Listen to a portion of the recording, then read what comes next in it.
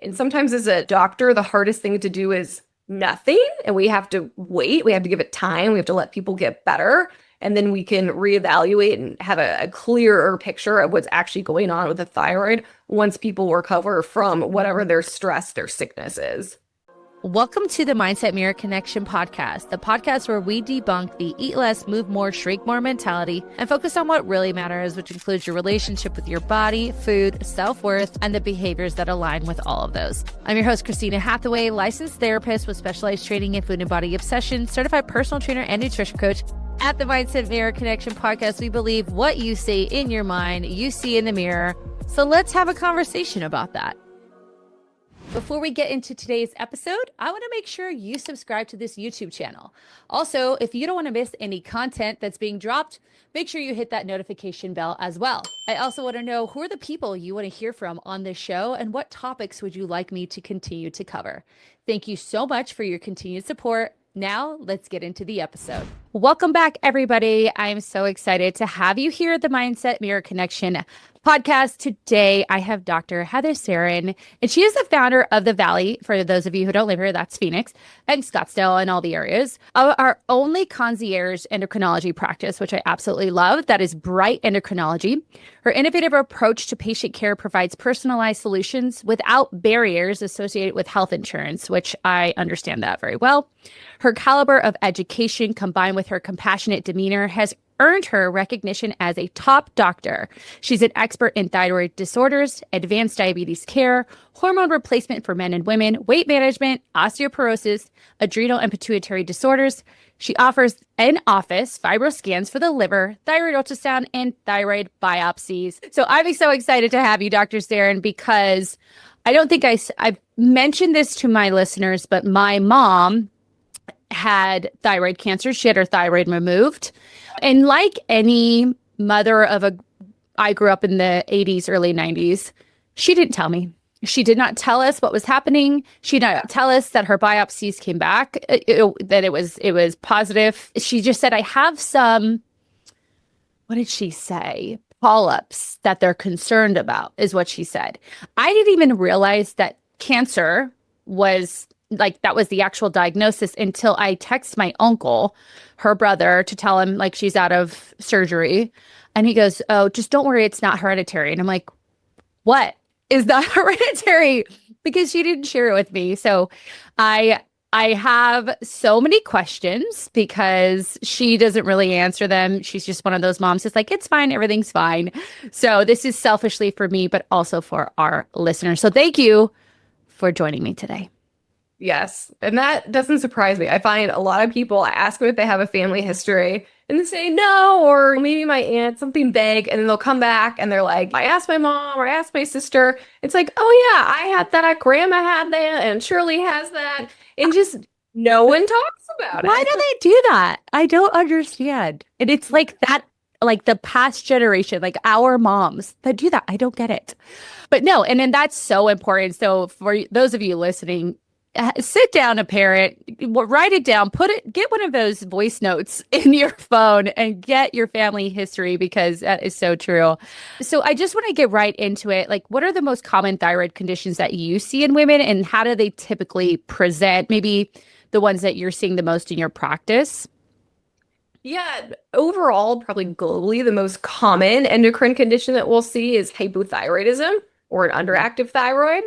Mm-hmm. And this is most commonly from an autoimmune condition called Hashimoto's. Mm-hmm. So again, this runs in families. Most things that are autoimmune affect women more so than men. Men can get it, but yes, usually when I get the family history, it's going back in the women.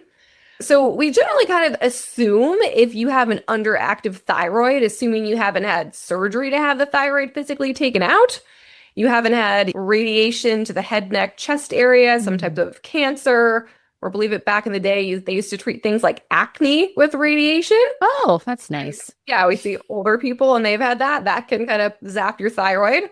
That'll put you at risk for an underactive thyroid and thyroid cancer, a twofer.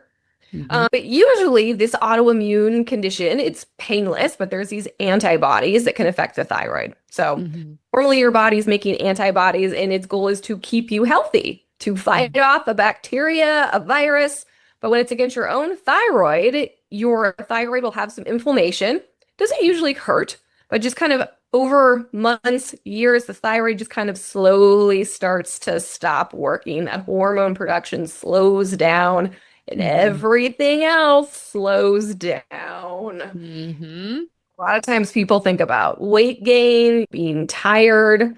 Those are definitely very common, but there are things beyond that. Mm-hmm. Other things people will notice, I start asking them questions, and they're like, yeah, yeah, yeah. So people say they're cold. Mm.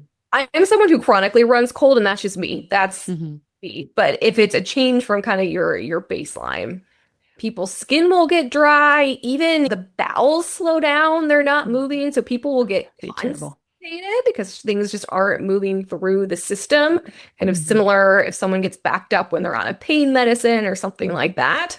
Mm-hmm. But it tends to be pretty subtle. So sometimes it's slow. People kind of start to get used to these things. Sometimes it becomes their new. Right. That's why it's so important to have a primary care doctor who can kind of screen for some of these things, especially in people who have a family history where they may be prone to developing an underactive thyroid. Yeah, absolutely. You know what I was thinking as you were talking, like, let's just explain as if nobody understands it, like, what is the job of the thyroid? I think that would be important. And then I will go into my next questions. All right. Well, I think the best answer is what is not the job of the thyroid? Oh, love that. So, It's like the queen of our body. more or less, yeah, it has its hand in every organ system. Mhm. So it's going to all your organs, all your tissues, and it's in charge of metabolism. So beyond the weight and energy, whether you have too much or too little, it can cause problems. So, Mhm. you know, it's going to the brain. So you have too little, people start to brain fog, maybe even some depression. You have too much, people just can't turn their brain off. Insomnia, they can't think, they're having racing thoughts. I'll see people in the office, and it's the first time I met them, and they just won't stop talking to me really fast. And it's like, okay. Really? Yeah. Oh, Like people interesting. get shaky, it affects the nerves if they have too Hmm. much. So, and you probably have some other questions about this, but pretty much anything, it could always be the thyroid. There's always the potential that it could be the thyroid because it does Right. play a role in all those different systems. So I also think sometimes it gets blamed for things where it may not be its fault because it could be, but it doesn't mean that it is. But I think pretty much Hmm. anything you Google, it'll always tell you it could be the thyroid, and Right. that's not wrong. Yeah, that's interesting. I never realized that it was kind of that, like, I think of like the nucleus of the body, other than like the brain, obviously, is just handling everything, but it seems to have such a big effect. So, coming back to symptoms, right? So, we're feeling fatigued. Is hair loss one of them? Because that was something my mom used to tell me all the time. She'd be like, "Oh, your hair is falling out all the time. Like, you need to get your thyroid checked." I don't know, is that true? It can, yeah. Again, it's one of those things where too much or too little can cause problems. Mm, So our hairs come from follicles, or these cells kind of always turning over. If there's kind of a stress on the system, then hair kind of becomes one of the least important things. It kind of shuts hmm. down, conserve energy. When it comes to our energy, whether you have too much or too little thyroid hormone, it makes people feel tired. Hmm. Talk Sometimes I about. get people and they're on medicine and they're tired and they want more, more, more, more. And the Mm, labs are showing, oh, you're already on the edge of more, or it is too much. It's hard to convince people, but sometimes we even have to back off and they'll come mm. back saying, oh yeah, I feel better. You know, Yeah. or they're like, I didn't realize it, but I'm not as anxious as I was before. I'm sleeping better than I was. And Hmm. so more isn't always better. Yeah, no, I agree. So you had touched on that. So we have more, if our thyroid is working too hard, what does that look like? So if the thyroid is overactive, if it's the opposite of what I described of things slowing down. Everything is just sped up. So that's where the anxiety and things come in. Yes. So, I mean, Interesting. that can be seen even in someone whose thyroid doesn't work, or your mom who had it removed if she's just on too much medication. Hmm. What's in the thyroid replacement medication is the same hormone. The chemical structure is exactly the same in that medicine as what the thyroid used to make. Hmm. So the symptoms, whether it's too much medicine or the thyroid itself, it's just overactive, look the same. So Mm. everything's kind of sped up. So we talked about the mind racing, anxiety, shaking. a lot of people complain about their heart racing. Mm-hmm. For our older, more mature individuals, sometimes we worry about arrhythmias, skipping beats. That can be dangerous. But even in younger people who have a healthier heart, it'll still go fast. It may not skip a beat, but it's very kind of an unnerving feeling. People just don't feel right in their own skin. Yes. Even the bowels are sped up. So now people are defecating more Mhm. often. Yeah. Wow. Yeah. I personally, anytime my heart rate is increased, I just feel so uncomfortable. So I couldn't imagine just like feeling that all the time. Like it's something that I'm so sensitive to. Like I can't drink like cold brew, or even I had a black coffee or a black tea from Delight the other day. And I was like, so I'm so sensitive. I can't imagine feeling that way all the time. I'm the same way. I So, can't handle my heart going fast. I had to cut out caffeine. I just recently started reintroducing it, but I have to take a medicine to slow down my heart. oh, really? Yeah, I need that too. Even alcohol, I was feeling like because I have an Oura ring, so when I sleep, Yeah. my resting heart rate's around like 150 to 154. And it'd go up to like 70, sometimes 80, and I hated it. So I cut that out too. Yeah, people Uh, say they wake up in the middle of the night and they can't sleep. Their heart's going fast with alcohol. You yes, know. that and I have ADHD diagnosis, so I couldn't go on any like stimulants for Mhm. that. I did the non-stimulant options. I'm sure the stimulants work better, but I just want to feel like myself and have a little bit more focus, you know? So coming back to this, so when oh, this is great actually. I went to my primary care physician. I said, "Hey, my mom has thyroid cancer or had her thyroid removed for these reasons, and I'd like to get my thyroid tested." Now, at the time, I had a little bit of knowledge. And he tells me, he says, "Well, in your whatever panels they do for my physical, we're going to test your TSH, and that will tell us what we need to know." I later found out there's more to it. So can you describe to someone who maybe is listening, they're feeling some of these symptoms. Obviously, they're going to go and consult with someone like yourself. What is the proper testing to kind of for you to get a bigger, like a clearer picture of what's going on? So the situation really depends. If you have a family history of thyroid cancer, you can consider getting some more in-depth testing. But the good news for you is that thyroid cancer doesn't usually run in families. Oh, good. See, There's no one told me that either. there's four different types of thyroid cancer. I won't bore you. There's one that does. It's a very rare. Hmm. And so it's you would pretty much know if you had a family history of it. You'd be screened from the time you were a baby for something like that because we can prevent it. Basically, even infants will remove their thyroid to prevent the thyroid cancer from ever coming. In the thyroid replacement medicine, super easy, even for babies. So, Hmm. with that being said, a blood test is not going to tell you about your risk for thyroid cancer. Mm. So looking at the TSH is just the hormone status. Majority of people with thyroid cancer don't know it, don't have any symptoms. Usually it's found on something else. The doctor feels a lump. These days, people are getting so many routine scans. You get rear-ended, they scan your head, they kind of catch part of your neck. They'll go, "Oh, you have a thyroid nodule." Or you got to get a scan of the blood vessels in the neck, worried about heart disease. I'm You know, like, what's in there? I don't even yeah. know if I'm filling the right place. Nodules are so common and most of them are benign. So sometimes when we find these things, it just creates more dread, more anxiety for people. It makes healthcare more expensive. It does need more testing and workup. Mhm. Depending on the study you look at, 95 to 90% of nodules are going to be benign. And even if someone does have thyroid cancer, if it's that typical, more common one, it's not something that usually people die of. You Mhm. know, it Yeah. will require surgery. You'll probably need a medicine, but it's not something you go and you get chemotherapy and your hair's going to fall out and you're going to be throwing up. Sometimes people will get treatment with a radioactive iodine pill. I don't know if your mom Mhm. did that, but you have to be in kind of a Remember, modified. I have no idea what she did. Yeah. I figured it out once they were like, you have to remove it. So I have no idea what she did before They used to that. willy-nilly give out radioactive iodine where you had to be in isolation for a few days. And now we know that that doesn't help everyone, so we don't do it as often. So I kind of tell people you're going to need an endocrinologist for the rest of your life, but it becomes more of an inconvenience than anything you need to lose sleep over. Am I going to see my kids, graduate Right. or go to their wedding?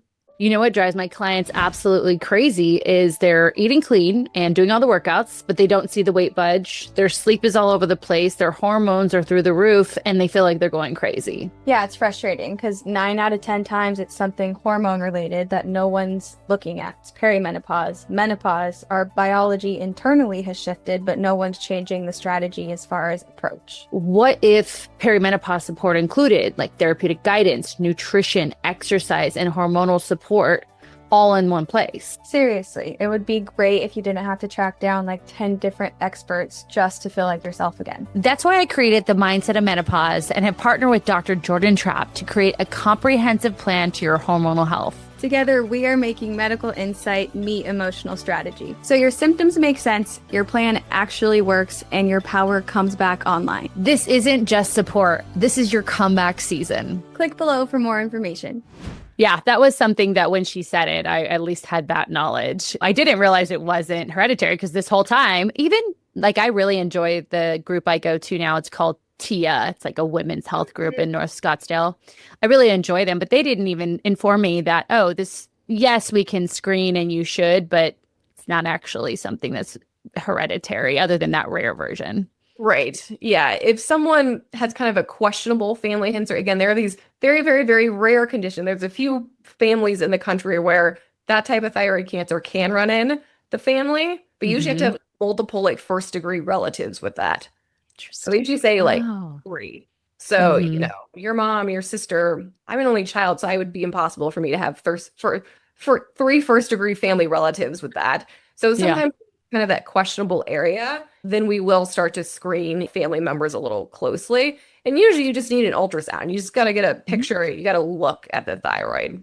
Yeah. And the good news about that is ultrasound is the best way. It's generally inexpensive and there's no radiation. Right. It's super easy to do. CAT scan or anything like that. But, if we screened everyone, then again, sometimes it's just better that you don't know. Yeah. No, that's really helpful.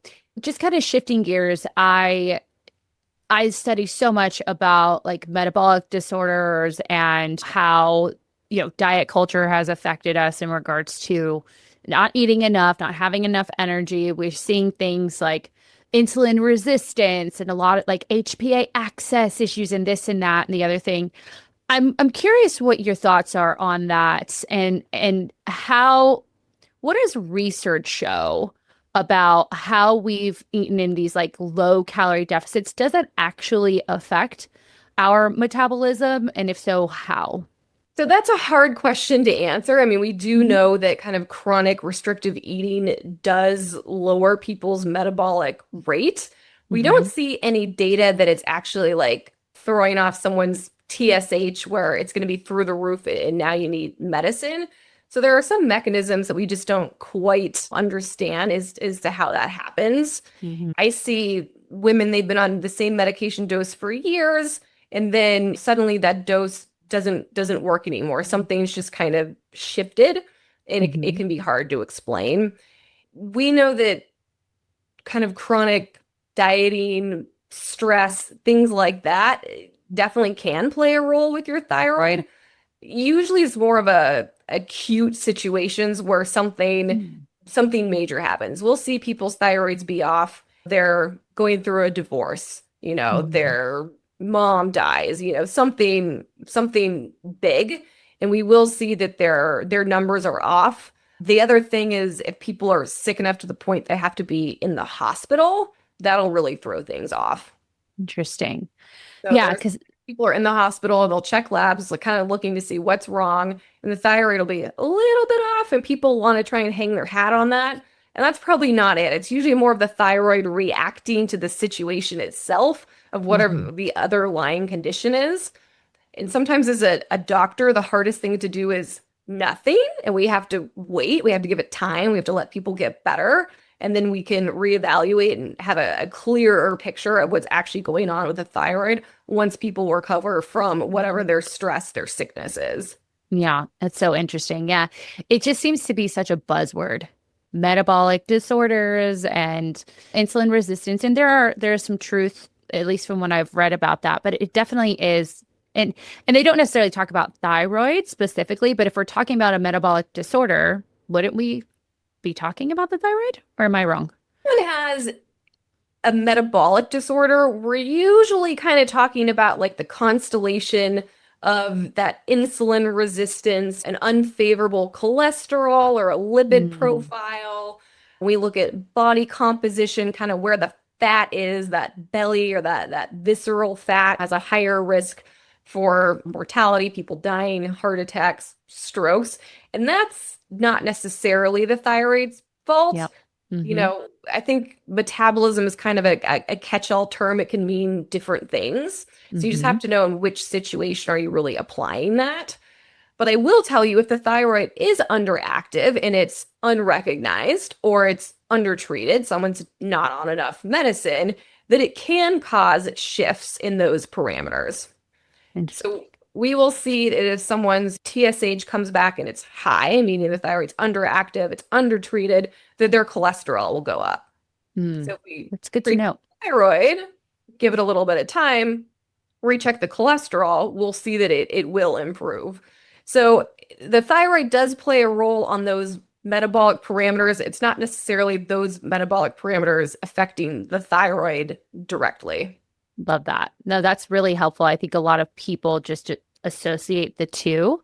And that was actually helpful for me because currently I am creating the Mindset of Menopause, which is a program that incorporates mental health around perimenopause and going through the transition, as well as nutritional and nutrition, exercise, lifestyle changes. And a lot of what I've been reading, we talk about metabolic disorders, we talk about insulin resistance, but also there there is some symptoms that as you go through perimenopause that can affect the thyroid, correct? So your thyroid levels can fluctuate with the hormone shifts, especially when Mm-hmm. it comes to estrogen. Mm, So if a woman becomes pregnant, she has more estrogen every day, more estrogen. And that affects something called these binding globulins that kind of hold and collect your thyroid hormone. So mm-hmm. the actual active hormone in your system is mostly T4 and a little bit of T3 that's floating around. So what we're measuring in the labs is kind of routinely the TSH, but that's just the signal from the pituitary telling the thyroid what to do. Then the Mm-hmm. thyroid has to respond and make T4, T3. Mm-hmm. So when someone gets pregnant or they go on a birth control or a hormone replacement, they got more estrogen, that thyroid hormone gets bound up by those increased proteins. And so there's less available, there's less free. So Mm, that could definitely make someone hypothyroid if their thyroid can't respond. But like you get pregnant, your pituitary, that's your master hormone gland in the brain, it's automatically going to kick in. It's going to go up and tell your thyroid to make more. So the total goes up, but the actual free part that's active stays relatively the same. wow. Now, that's not true if someone's thyroid doesn't work. It was Mm-hmm. surgically removed, they had thyroid cancer, a goiter, or just autoimmune Hashimoto's, their thyroid can't keep up to that signal. So I follow a lot of young women, especially during pregnancy. So I always tell my patients, as soon as you find out you're pregnant, let me know because you've got to go up on your thyroid medicine. Mm, So we that's just good to know. know that that's the course. I don't want to wait for things to be off. I'm very proactive in upping that dose because I know it's going to happen. I've seen it happen. Mm-hmm. The kind of similar thing in menopause, you have less estrogen. So that dose that if someone's treated with thyroid medicine, that dose that used to work may now be too much. Their Mm-hmm. hormone levels go down. They don't have as many of those proteins. And now they've got more free hormone floating around because it's not bound to that protein anymore. So those are kind of some of the metabolic shifts that we'll see when it comes to hormone fluctuations and pregnancy, menopause, things like that. Is that why we see this was in, where did I see this?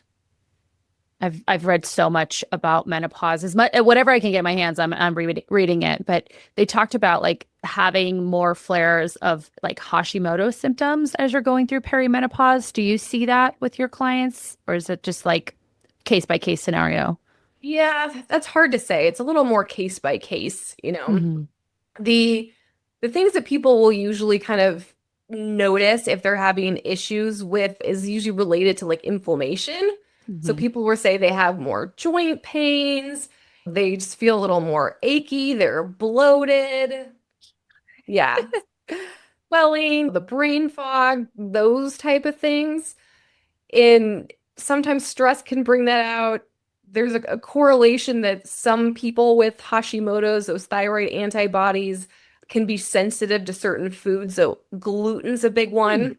Hmm. So I'll have some people go gluten free and they're like, this diet is hard. I miss my bagels, but they're like, I feel so much better. My joint pain's gone. I can think clearly. I can get up and I can function.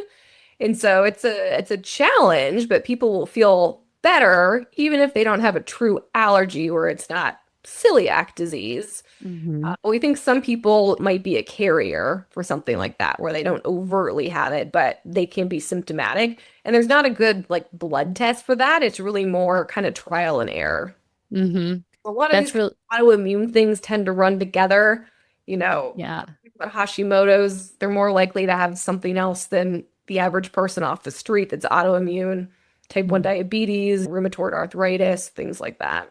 I love that you talked about the nutrition side of things and the fact this has nothing to do with what we're talking about, but so many people need to make small changes to their nutrition that they don't realize will make them feel so much better. And they're like, but I don't want to give up my bagels. And I'm like, does the bagel make you feel that great? Like as good as you feel all of the time? Does the bagel in that short period of time make you feel that good? And usually they're like, People will no. say the symptoms linger for days. You know, I had the Thank bagel you. for the next 2 to 3 days, they're dragging. So Hmm. it's not for everyone. Some people do it. I usually say give it a month, and sometimes it doesn't make a difference in how they feel. And fine. I'm not anti-gluten. I eat gluten myself. But if it makes you feel bad, then why are we doing that? I agree. What are some other lifestyle changes you recommend for your patients? Just general lifestyle changes regards to nutrition, stress reduction, exercise. What does that look like? Oh, yeah. I mean, all those things are important. So when it comes to diet, when I'm recommending gluten-free, it may not be for everyone, but it's not even all created the same. I mean, you can be gluten-free and be unhealthy. You Hmm. can have Oh, yeah. potato chips and be gluten-free and find pasta substitutes. Some people think of it as just like a catchy, a fad thing or a weight loss diet, and that's not it. But I think people in general, if they're replacing those processed foods with fresh fruits and vegetables, those are generally anti-inflammatory as well. You're not going Hmm. to see all the spikes in your sugar levels, and so generally people are more energized. Hmm. Exercise is really important, and sometimes people can be intimidated by that. So I usually have to explain to people that I'm not saying you need to go run the Boston Marathon next Right. year, but we need to increase activity, whether, it is something that's getting your heart rate up and sustaining that, or just even simple movements throughout the day instead of sitting. So Hmm. you can't see it from this angle. I don't know if you saw when I logged on, my desk was going up, my Oh, shoulders were yeah. because I have a standing desk and Same. I have a treadmill. I'm in my exam room. And so when no one's in here, I wheel it and I stand and I walk while I type or do research or I have a meeting with someone. Sometimes Hmm. I'm walking and people see me kind of bobbing up and down because I try and find those little moments where I can just to get those steps in and stay active, even though it's not a big endeavor. Hmm. The only frustrating thing is my devices don't always catch it because my arms aren't swinging. Put it on your ankle Yeah. or in your pocket. Oh, okay, maybe the pocket. Yeah, with my old watch, I could completely take it off and I tie it on my shoe. This one has Hmm. like a clasp, and I can't click Yeah. good, but Yeah, no, I was the same way. I have a standing desk and a walking pad as well. And I'm like, it's not counting. And it's just so silly. Like you and I both know, like you're getting the movement in. Like that's right. the point. But we've got to see the numbers, you know? We Yeah. are goal-driven people. So, Closed. yeah, exactly. No, I agree. I love walking too. I think from a mental health perspective, it's one of the best things we can do for our bodies. I oftentimes compare walking to like EMDR because you have this like bilateral stimulation of sound, of sight, and you're moving, you're getting fresh air, you're getting sunshine. Like it's so wonderful. And obviously you're getting in activities. So if anyone's listening and they are that person who is fearful of adding in movement, like just walk. Obviously, if you live in Arizona, pro tip, you got to go at 5 a.m. And this morning at 5 a.m., it was so hot. I'm like, this is hell. But my dogs and I have to take my dog. So it will be hell in my house if I don't take her for her walk in the morning. I love My it. dog was 7 this morning, and my kids went with me, and they were whining the whole time about how hot it was, and they don't have a black furry coat. Right. I felt like it was like ridiculously hot this morning. I don't know if it was humid or what, but ugh, I hated it. So coming back to kind of we talked about the metabolic disorder and all these flashy terms on social media. What kind of irks you? What is the thing that you see it and you're like, oh, that's so not right? Is there anything that stands out to you? I mean, one of the things that kind of I've started to embrace, but it used to make me cringe, was the word longevity. Mm-hmm. Because I feel like it's everywhere, and I'm like, what does that mean? It's not in like a medical textbook. There's not like a defined term. They don't like they do a study and it's like, let's watch people for 3 years and see how many people have heart attacks. It's not like let's measure people longevity. Like, what does that What does that mean? mean? I've You never know, thought of that. I've used that word too. So I'm like, I want you to be independent and lower the being frail and ending up in a nursing home is what I tell people. well, that's exactly it. And so I've actually kind of did some more digging into it. And I think it's really a rebranding of like preventative medicine. And so Yeah. I'm now adopting the term just because I think it's so ingrained out there that people have this vague idea what it means, and it might be different to anyone. But I'm even putting together a longevity program. Right now, I see people, and it's usually people who already have a diagnosis. So they have type 2 diabetes, and we're trying to fix that. But there's a lot of people who might have pre-diabetes or they have a family history and they're looking to prevent that. So I think that's Hmm. what longevity kind of means to me, is to keep people not just living longer, but, healthier, higher quality lives. Right. Right. No, you're 100% correct because many people live longer, but the last 20 years of their lives are in some sort of care because they're not independent and they're very frail, especially again with like my mom, she has poor posture, she has low muscle mass, like sarcopenia, and I had to get on her. I'm like, you need to do these exercises. She walks, which is great, but she eats like a bird and she lacks protein intake. And I just see her. And now her doctor's like, now we have to do an x-ray on your back because of this kind of hunching that's happened. Yeah. And it makes me sad, and my dad has stage 4 cancer. And luckily, he's been someone who is a bit more open to this idea because he makes sure he's getting his protein in before he now this poor man's going through it. He has a hernia, but before that he was doing like even like strength exercises and he's going through chemo and all the things. So he's really like he knows this is stage 4 and we all are aware of what that is. But even then he's like, I'm still going to take care of myself during this time because I still want to be able to walk myself to the bathroom. And it's so important. Tell me about the program. I like to hear more about that. It's still kind of in the works, but Mhm. one of the things we're looking at is looking at some biomarkers. So, some hormone levels, some inflammatory markers that we can use to assess people's risk factors for things like diabetes, heart attacks. I'm still kind of in the early phase of demoing some technology for our Mm. wearables, our Aura, our Apple Watches, Fitbits, whatever it is, where it can integrate into one platform, having those fitness markers along with some of those laboratory or biomarkers. And then we can come up with a plan, implement some type of intervention, whether it's diet, exercise, focusing on better sleep, and we can track those. We can easily see them kind of in all of one platform. And then we're also going to be offering some unique cancer screening beyond, you still have to go and get your mammogram and your colonoscopy, but there are some tests that can tell you if you have an early stage cancer that wouldn't be picked up on some of those routine tests or things that aren't so routine. So important. I've had the genetic testing and I've had I can see the box. It tested for cancer cells in my bloodstream. Yeah, the one I'm talking about is the Gallery test. That's exactly what it is. Yeah. Mm-hmm. Yeah. I love it. And then the next thing I want to do is the full body MRI, where it kind of just shows you. I want to know everything. The only stupid thing about that is it doesn't, and this might be a dumb statement because I don't know how they work, but it doesn't show anything in regards to like breast health, the full body MRI. I'm not an expert on that. I mean, every type of imaging has its own drawback to it. So I've seen people who've gotten those. I've heard about the Pronovo scans. And people will like, oh, they found a lump on my thyroid.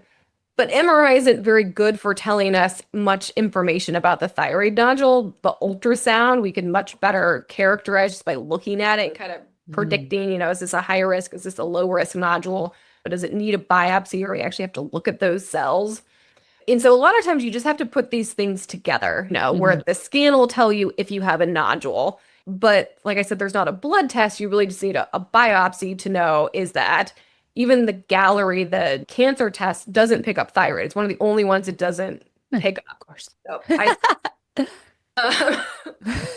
it's not perfect for breast cancer, but a lot of head and neck cancers, things like that. And those can be some of the bad ones. Those are the ones you really do want to catch early. Whereas if we're doing an ultrasound of the thyroid, we're not going to be telling you about your spine that you would see on an MRI or anything like that. So we still don't have like one scan of the future where we can, predict everything. Yeah. Not one drop. What was that lady? The one drop lady that got in trouble? Oh, yes. No, not Anna Delvey. Wrong. No. Is that funny? Did you watch both of those big TV movies or whatever they are? Let's look it up. One drop girl is literally what I'm going to put in there. Didn't they both go to the same prison? Elizabeth Holmes. Yes. How she talks. No, that would be fantastic, obviously. And I hope that we get there one of these days. But I talk about it all the time to my listeners about the new thing that I'm doing. I'm trying to just get ahead as best I can. However, you said mammogram. I have, like many women, dense breast tissue. So I always have to do the mammogram and the ultrasound. And then now they have you do it's the assessment, the breast health assessment, where you do it's a name. I can't think of it off the top of my head, but I will link it in our bio, where it tells you like your risk of cancers. And mine was high, really high. It's like the Turek. I don't remember what it was, but it just stinks because you have to do the mammogram and then they want you to do the ultrasound. And I don't know if it's just my insurance or the way my doctor's coding it, but I'm paying out of pocket for this preventative thing. And it's just like, come on, guys, there's got to be a better way, Don't get me started on what's wrong with the health system, but a lot of times they don't pay for anything preventative. They'll only pay once you have it.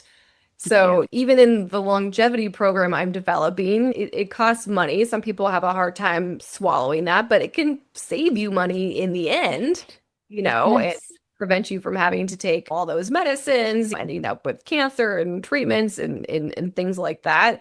So that's why I think, what I used to think was cringy, this kind of longevity really is important if you just think about it as being proactive and preventative. Yep. Absolutely. No, I agree. And the investment part, I agree with you on that too. We don't realize how number one, if you're not getting the right treatment, you're just going from person to person to person, and those copays add up. Then on top of that, if you're not getting the right treatment, you're just getting these like bogus diagnoses. You're going through different medication that's affecting things in your body. It's a mess. And I see it. I'm sure you see it with so many women. Yeah, and they can't get care in a timely manner. Things Right. are getting delayed or it's just choppy. Nothing is really seamless. So that's kind of why I left a little bit more of the traditional insurance-based realm and went to more of the direct care where we don't have all those limitations that insurance has us strapped down to. Yeah. You're the second guest literally this week who does concierge care. And I think it's fabulous. She was a psychiatrist. And I think it's so needed. I think it can provide a little bit more of that intimate space where you don't just feel like someone's like, you're in and out like a conveyor belt. I think it's wonderful. And yes, it insurance doesn't cover that. You do pay out of pocket. But again, if you're thinking about, okay, I'm investing in this now, I have this person to take this time with me and they're going to hear me, they're going to listen to me, and I'm more than likely going to get the care that I need instead of, again, the conveyor belt of traditional medicine. That doctor who said, your TSH, he said a lot of stuff to me that I absolutely hated. It was 10 minutes. He was so not helpful. And I went to Tia, and I like them for the stuff that they do. But again, they can only do so much. So obviously, if something was wrong with my thyroid, I'd come to you for sure. Or have you come to me? Yes. I love that. So I have a question, and this was just it kind of relates, but what are your thoughts on people in GLP-1s? Like, what is your take on that? I feel like I haven't really talked about that lately. And I was just wondering, like, what are your thoughts on people taking GLP-1s? What are some things that if you have concerns or just what is your perspective on it in general? I am, in general, a fan of the GLP-1s as a whole, as long as they're used in the appropriate circumstances. So they are so popular. So they are, it's not like kryptonite when it's in the hands of the wrong people. But, anything that has such good success, people are kind of quick to try and make a quick buck off of it. Right. So I feel like on every corner in Scottsdale, there's some type of come get your weight loss shot. Listen to me. My IV place that I do like this like subscription has GLP-1 injections.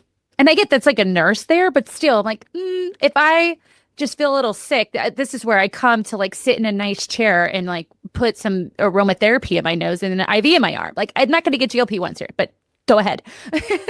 Need someone who can pick the appropriate person for it, who's going to benefit. And it really takes a lot of counseling. People will lose weight, but we worry about that sarcopenia. Anytime you lose weight, you can't just lose all fat. That's not how it works. You're going to lose some muscle. Right. So I just saw someone, I think she was in here yesterday. She was in the office. She got an in-body body composition analysis. And someone else used this term, and it's just the easy way to describe it, kind of skinny fat. Her BMI is technically normal, but she has less muscle and she does have extra adipose or fat tissue.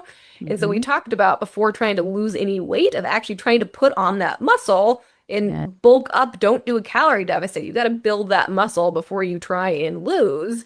Otherwise, we talk about restrictive dieting and metabolism slowing down. That muscle is going to keep your metabolism going. So I said we can revisit this, but you've got to put in some work before we do something like that. And I think there's a lot of misinformation about the GLP-1s as well too. Any side effect gets reported and kind of blown out of proportion. Some of them can be serious. So you always have to screen people and make sure they don't have certain risk factors. One of them is that rare form of thyroid cancer. I was going to ask. And so it's part of my template when I talk to people. Do you have that? It's even now on my intake form, so we don't miss it, because people will come in not necessarily looking for weight loss, but then they're like, well, if it's not my thyroid, then why can't I lose weight? And so we end up kind of going down that route. And so you just have to make sure that it's in the appropriate patient candidate. So yes, we work on learning those underlying healthy habits. So there's a dietitian that I work with. So not just lose the weight and you still didn't change your bagel addiction. Back to the bagels. It's always the bagels. I absolutely love this. Oh, but What did you say? bagels in my house, I have nothing against bagels. Yes, I know. I do too. I actually found some really high fiber bagels, and they're just Thomas whole wheat bagels. But then I looked at the ingredients and I'm like, oh, that's why they are good for you. Yeah. So what I like to do is just like a little like quick fire questions that we call the mindset moments. And they're just little easy things for you. Like, how do you find, and we didn't even touch on this, but this is just questions we ask. Like, how do you like kind of quiet the noise in your head? Like, obviously you're a working mom, you have this awesome, one of the only businesses that is concierge in regards to endocrinology, and you have a family and all the things. Like, how do you kind of quiet all of that noise of being a female entrepreneur and working mom? Reality TV. Yay! Yes. Tell me more. Man, once I get those kids to sleep, the backpacks are put away. I can't sit down if things are done. Once I sit, I will not get back up. But I love some Bravo, bring Just on the became load. best friends. Yeah, some Love is Blind. Mm-hmm. I do. I'm not necessarily reading classic tales and Emily Dickens. Give me the Bravo.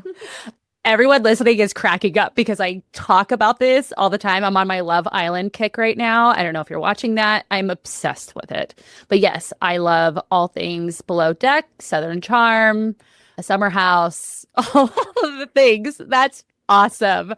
Okay. Can you share one mindset shift that has changed your approach or transformed your approach to health? I think one of the things, especially recently, I bought my Aura ring when I was Black Friday. I bought it for myself. Mm-hmm. And it's really changed the way I look at sleep. So Mm-hmm. I used to just look at the number. Like I kind of know, like when they say you need 8 hours of sleep, some people need more, some people need less. I'm usually like 6.5 hours and I'm good. But Mm-hmm. sometimes I'm still tired. Sometimes I feel great. So I found that the quality of sleep really makes a difference. So it took me years to figure out like why was my heart rate going so high, and you nailed them as soon as we started talking. And caffeine and alcohol, those were the Yep. things. And so now I've got my herbal tea while I watch my reality TV. Last Perfect. night, I worked with my, dietitian. We were talking about ways to replace alcohol instead of that glass of wine, and she found me a low sugar kombucha that's got lots of probiotics that kind of fills That's that need to sip, and it's good for you. Mm-hmm. So, So I only use this if I'm going out with friends and I'm choosing not to drink. I have a THC that you can put in like a mocktail, and it's like microdosed, and it just gives you a little bit of that relaxation effect without the like highness. I've never felt out of control because I don't like that. It's called off duty, and it's clear, and it just boop boop. You put it in a little mocktail. Highly, highly suggest. Highly recommend. Okay. Last question. What is one book or resource that has greatly influenced your approach to health and wellness? hmm, that's a good one. I'm right now in the middle of a book, which, I have a newsletter that comes out monthly, and I want to start a new feature in it where I have like a quarterly book club. So I'm still kind of vetting the book, but it's by a local physician. She also has kind of a concierge similar program. A lot of it's focused on weight loss, but it's called Beyond Bikini Medicine. And it talks Ooh. a lot about the disparities in women's health and how even studies, there used to be rules that prevented women from being in studies. So a lot of this Mhm. data we have is based off studies on men, Right. and how women react to stuff maybe a little bit differently. I did learn this in med school when I started 2008. A woman's typical chest pain may be different. It may not be that, ooh, grab your chest. It could be shoulder pain The or Widowmaker. Yeah, and so it may feel different. So sometimes like half the women who are having a heart attack get sent home from the ED because it's just not what we were typically taught in that textbook of this is how people present because it's based off men, not women. Right. That is something I talk about all the time. And I don't think women realize that, especially around a lot of the diets and why we see men see a lot of more progress from things like keto or even just any change really. And it's just like explaining like I follow Dr. Stacy Sims, like we're not small men. We actually have, we are the ones who produce life, and that body is going to be very different than one that does not. And I want to read this book. I already love the title, Beyond Bikini Medicine. Who's the author? Jyoti Patel? I'll send you the link. Okay, perfect. I'm like, ooh, I want to read it and maybe try to have her come on. I love that. So awesome. Okay. Anything else that I didn't cover that you're like, I want everyone to know this one thing?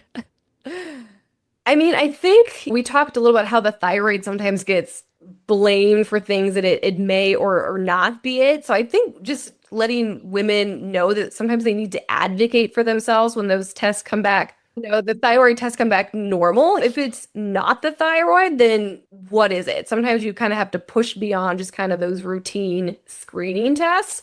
Or a lot of it is some of these lifestyle things we were talking about, especially the stress that we're under. I was talking to my husband, I was talking to my friends. It's like, what's one thing if you could like outsource it? What would you change? And I think people were talking about laundry. And I'm like, the mental load, especially people with families. It's not always women, but there's just so much that I have to take on that's not something physical that you can see.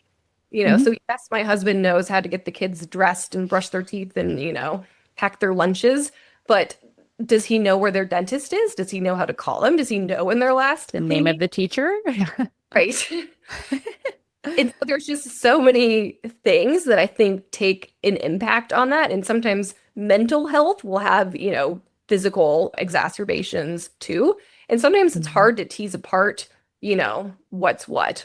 But I would just advocate women to really push, be proactive. Again, the textbooks weren't written based on us. So you may just need to be your best advocate. Yeah, absolutely. No, I agree with you. A lot of the women that come in here, their unpaid work is twice as much as their paid work sometimes.